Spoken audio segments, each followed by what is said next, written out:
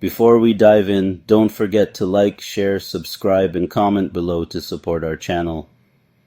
The skies over Canada may seem calm and serene, a vast expanse of blue where dreams take flight, but on the ground, a storm of frustration and a powerful demand for fairness is raging, brewing beneath the surface of everyday air travel. It's a conflict that speaks to the heart of how we value those who keep our world connected. The Air Canada strike, a pivotal moment for the airline and its employees, involving nearly 10,000 flight attendants, the very individuals who ensure our safety and comfort at 30,000 feet, is more than just a labor dispute. It's a reflection of deeper issues. It's a challenge to decades-old airline practices that have long gone unquestioned, a reckoning with traditions that may no longer serve the best interests of those who power the industry. This is fundamentally about the often invisible work that keeps air travel running smoothly, the countless hours of preparation and service, and the dedicated people who diligently perform it, often without fair compensation for all the time they invest. Flight attendants are resolutely pushing back, standing firm in their conviction that change is necessary, against a system that, for too long, has taken these frontline workers for granted, undervaluing their contributions and sacrifices. Their determined picket lines symbolize a much larger struggle happening across many industries, a universal quest for fair treatment and recognition. When does work truly begin? When does it end? And what is the true value of the time and effort invested? The outcome of this pivotal strike could redefine labor standards, not only in aviation but far beyond, potentially impacting workers across various sectors, setting a powerful precedent for what constitutes fair compensation and equitable treatment in the modern workplace. This is, at its core, a fight for dignity, a demand to be seen and valued, respect, and the fundamental principle that all labor, regardless of its visibility, deserves proper recognition, fair reward, and the chance to thrive.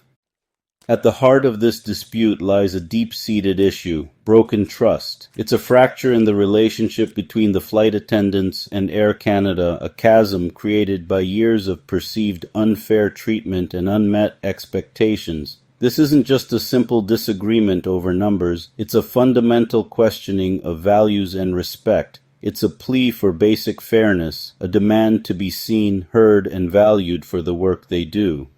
The flight attendants are not simply asking for more money, they are asking for recognition of their contributions and a fair share of the value they create. For months, the union representing these dedicated flight attendants has been locked in negotiations.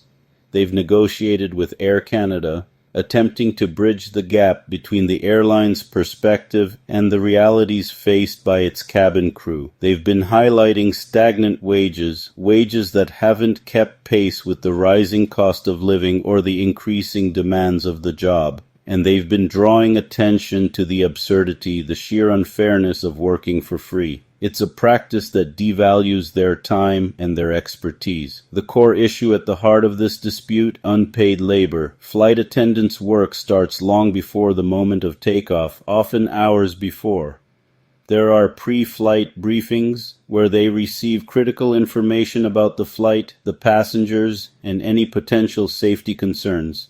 Then come the security checks, a necessary but time-consuming process that ensures the safety of everyone on board. And finally, the boarding chaos, assisting passengers stowing luggage and ensuring everyone is safely seated. All of this, every single task, is currently unpaid. Only when the aircraft doors close, sealing the plane for departure, does the clock finally start ticking and their pay begins to accrue. This isn't just about money, about the numbers on a paycheck. It's fundamentally about respect, about recognizing the value of their time, and about professional dignity. The airline's initial pay offer, perceived as minimal and inadequate, felt like an insult, a slap in the face to their dedication. This was especially true after the extraordinary sacrifices they made during the height of the pandemic when they continued to fly, often at great personal risk. Flight attendants are done accepting a system, a long-standing practice that readily monetizes their time while they are in the air, generating revenue for the airline but stubbornly refuses to compensate them for the essential work they perform before takeoff. Their argument is simple, straightforward, and undeniably logical. If a task is deemed mandatory, required by the airline, and essential for the safe and efficient operation of the flight, then it must, without question, be paid. They're challenging the very definition of a workday, forcing a reevaluation of what constitutes compensable time. And in doing so, they are exposing the hidden subsidies that workers in many industries provide through the often significant amount of uncompensated time they dedicate to their jobs. Their stand is a bold declaration, a clear message to the airline and the industry as a whole. All of their time, every minute spent preparing for and executing their duties, has inherent value and deserves to be recognized and compensated accordingly. A flight attendant's workday starts long before passengers board. Pre-flight briefings, safety checks, and cabin prep, all unpaid. Boarding is a high-stakes operation, managing luggage, assisting families, enforcing safety, and resolving conflicts. Yet, pay only begins when the doors close. After landing, deplaning is another unpaid stretch. Helping passengers, checking the cabin, ensuring safety. For every flight, there are 2 significant periods of essential unpaid labor. Over time, these hours add up to substantial lost income. To passengers, flight attendants are working from the moment they're visible. To payroll, that work is invisible until pushback. This is not a quirk, it's wage theft, plain and simple. Their fight is to make the invisible visible and to get paid for it. The financial side of this dispute is stark. Air Canada's final offer, a 12% wage increase over 4 years, far below inflation. In real terms, workers would be poorer at the end of the contract. Compare this to Air Transat, where flight attendants secured up to 30% over 5 years, plus pay for some ground time. The contrast sent a clear message: Air Canada values its workers less than its competitors. The airline is profitable, executives get bonuses, but frontline workers are asked to accept less. This isn't about greed, it's about survival and fairness. Flight attendants want wages that honor their skills and keep pace with the cost of living. The company's refusal to meet these expectations pushed workers to the picket lines. Not paying for boarding and ground duties is a North American industry norm, saving airlines billions. But internationally, many airlines pay for total duty time starting from reporting at the airport. At British Airways or Lufthansa, ground work is recognized and compensated. Air Transat's recent deal in Canada, which includes pay for ground time, shows change is possible. Air Canada's union points to these examples, arguing that fair pay for all work is standard elsewhere. They're challenging not just their employer, but the entire North American model. The fight is about importing global standards of fairness. It's a demand for equal treatment and recognition of all essential work. As the strike gained momentum, the Canadian government intervened, sending the dispute to binding arbitration and ordering flight attendants back to work. For workers, this felt like a betrayal, stripping them of their right to strike, their most powerful bargaining tool. Arbitration often leads to unsatisfying compromises, rarely addressing the root injustices. Unions argue this undermines collective bargaining, letting companies hold out for government intervention. For flight attendants, it felt like the government prioritized corporate interests over workers' rights. This move reignited debate over the right to strike in federally regulated industries. The fight now shifts from the picket line to the arbitrator's office, a less empowering arena. Workers' voices, just as they were being heard, were silenced by government action. For travelers, an airline strike means canceled flights, delays, and chaos. But this is also a moment for consumers to use their voices, contacting Air Canada, expressing support for fair pay, and using social media to shift the narrative. The outcome of this strike will shape the travel experience for years. Fairly compensated employees mean better service and safer flights. If workers are forced back with a poor contract, morale and service could suffer. The fight for fair wages is linked to the quality of your travel experience. This strike isn't just a travel headache, it's a reckoning for the industry. Are we willing to support those who keep us safe in the air by ensuring they're treated fairly on the ground? To truly understand the gravity of this strike, we need to look beyond the headlines and delve into the personal stories that fuel it. It's not just about numbers and negotiations. It's about the real lives and livelihoods at stake. Let's listen to those on the picket line, the very individuals who are putting their careers on the line to fight for what they believe is right. Their voices carry the weight of their experiences, their frustrations, and their hopes for a better future. Meet Sarah, a flight attendant with 15 years of dedicated service. She loves her job, cherishes the connections she makes with passengers, and takes pride in ensuring their safety and comfort.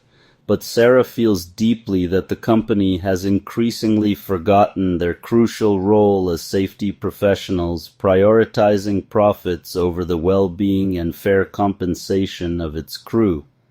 She believes that this shift in priorities undermines the very foundation of their commitment to passenger safety.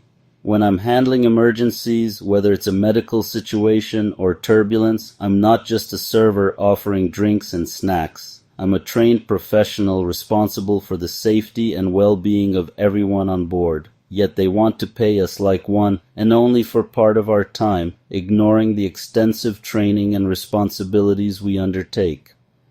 Then there's Mark, who is newer to the job, full of enthusiasm and eager to build a career in the airline industry. However, Mark struggles significantly with Toronto's incredibly high cost of living, a challenge faced by many young professionals trying to establish themselves in the city. This is compounded by the issue of unpaid hours. Imagine your boss asking you to work extra hours every day for free, time spent preparing the cabin, assisting passengers before takeoff, and completing paperwork after landing. Nobody would accept that in any other profession. So why is it expected of us, he asks, highlighting the unfairness of the situation. And we have Maria, a veteran with decades of experience in the industry. Maria sees the strike not just as a fight for her own rights, but as a crucial stand for future generations of flight attendants. We're fighting to keep this a career you can build a life on, a profession that offers stability and allows you to support your family and pursue your dreams. On the picket line, the sense of solidarity is palpable and strong, a testament to the shared struggles and collective determination of these workers. They stand together as a family, united in their fight for respect, fair pay, and recognition of their invaluable contributions to the airline industry. These deeply personal stories cut through the carefully crafted corporate spin, revealing the often overlooked human cost of airline policies that prioritize profits over people. At its core, the strike is a fight for financial stability, ensuring that flight attendants can afford to live with dignity and provide for their families. It's a fight for professional respect, demanding that their skills, training, and dedication are valued and acknowledged. And it's a fight for the fundamental dignity of being paid fairly for every hour worked, a basic right that should be afforded to all employees.